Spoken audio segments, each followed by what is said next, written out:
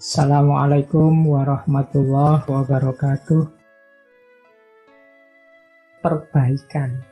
Kebaikan kita itu ada batasnya. Karena kita ini lemah, kekurangan, dan penuh keterbatasan. Orang yang tidak sadar perbaikan ini biasanya terus dia mandek di amal soleh. Dia merasa sudah baik. Padahal ada kelanjutannya. Setelah kebaikan masih harus ada perbaikan. Mengapa kita harus perbaikan? Karena kita itu tidak mesti benar, tidak mesti baik. Orang sering lupa. Jadi yang paling akhir ini yang paling sering dilupakan, yaitu aspek perbaikan. Kenapa kita itu harus sadar kita itu lemah, kurang, terbatas. Bahkan yang kemarin kita anggap benar, bisa jadi besok atau lusa tidak relevan lagi sebagai kebenaran. Dulu sebelum corona, sebelum pandemi, itu silaturahmi itu utama. Tapi setelah pandemi ini ya jangan banyak silaturahmi, kita disuruh jaga jarak. Dulu itu kan keakraban, kedekatan. Kalau sholat di masjid, itu kan rapatkan barisan. Itu kebenaran zaman itu, sebelum pandemi. Imamnya sampai, ayo yang rapatkan barisan. Tapi begitu ada pandemi, kebenaran rapatkan barisan itu kan sudah tidak relevan. Situasinya tidak mendukung. Disinilah gunanya kita masuk ke level perbaikan ini, yang sifatnya terus-menerus. Makanya setelah kesadaran kelemahan kita ada taklim, iktibar. Taklim itu belajar terus, iktibar itu mengambil pelajaran dari peristiwa yang kita alami sehari-hari. Setelah itu muhasabah, menghitung loh hasilnya taklim sama iktibar itu nanti jadi bahan muhasabah.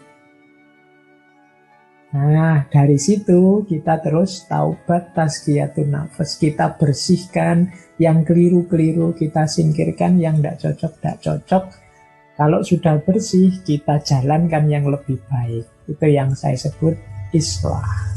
Amal baik, orangnya disebut muslih, yang melakukan perbaikan. Jadi kita ini harus selalu jadi selain mukmin, kita juga harus muslih, orang yang melakukan kesolehan, melakukan islah. Jadi inilah teman-teman, ayo kita muhasabai diri ya. Ini level-level prosesnya untuk perbaikan. Jadi yang paling dasar tetap ya dosa. Masih banyak tidak dosa-dosa yang kita lakukan. Jadi level perbaikan yang ini adalah tentang dosa yang paling dasar. Kalau masih banyak dosa ya berarti kita masih harus sibuk membereskan tentang dosa ini. Nah, setelah dosa beres, dalam arti kita bukan orang yang banyak melakukan dosa atau tidak ada lagi dosa-dosa yang secara sengaja serius kita lakukan. Mungkin ada yang kecil-kecil tidak sengaja. Berarti kita sudah sukses di level perbaikan pertama. Mari naik satu level lagi. Yaitu apa? Sirna, segala keterikatan di luar diri. Ini saya pakai kata-kata sirna. Biar teman-teman tidak terlalu merasa tinggi. Kalau dalam bahasa Arab itu biasanya pakai istilah fana. Jadi fana itu sirna. Makanya fana fillah itu orang yang sirna di dalam Allah. Nah, ini level-levelnya fana. Fana paling dasar adalah sirnanya segala dosa. Setelah itu apa? Sirnanya segala keterikatan duniawi di luar diri. Jadi kita tidak lagi terikat dengan harta, tidak lagi terikat dengan jabatan, bahkan anak, istri, keluarga. Tidak terikat itu maksudnya tidak segala-galanya demi harta, segala-galanya demi jabatan atau anak atau keluarga. Tidak. Jadi sudah bisa menomorsatukan Allah.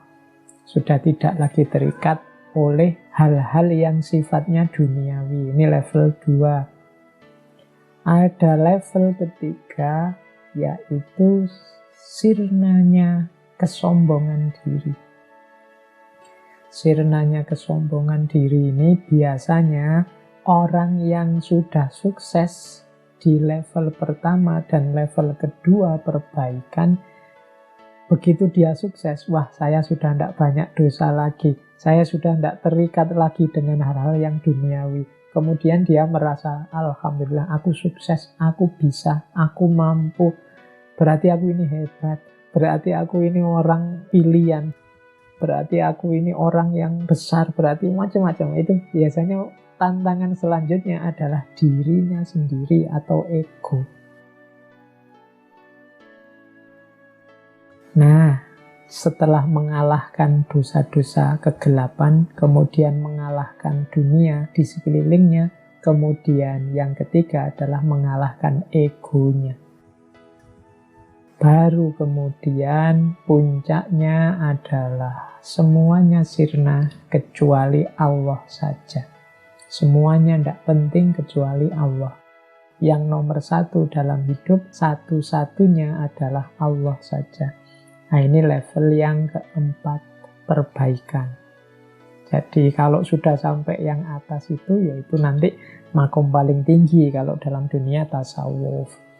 Saya tidak tahu teman-teman ada di level mana, tapi semoga kita sudah memulai muhasabah diri untuk melakukan perbaikan-perbaikan step by step. Apakah itu di level dosa, ataukah di level keterikatan, ataukah di level kesombongan, ataukah di level ego diri kita sendiri di hadapan Allah. Saya kira itu teman-teman, kurang lebihnya mohon maaf. Saya akhiri sekian. Wallahul muwafiq, wallahu a'lam bishawab. Wassalamualaikum warahmatullahi wabarakatuh.